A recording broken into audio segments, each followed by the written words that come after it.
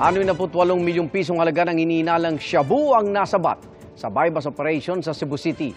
Sa ulat ng Super Radio Cebu, nahulihan umano ng 10 kilo ng droga si Harvey Torres. Sa validation ng pulisya, naaresto si Torres noong June 2022 dahil sa pagtutulak ng droga at nakalabas noong November 2022 dahil naman sa plea bargain. Ayon sa Police Regional Office 7, ang nasabat na droga ay posibleng ibebenta sa holiday season o sa Sinulog 2024. Patuloy ang investigasyon.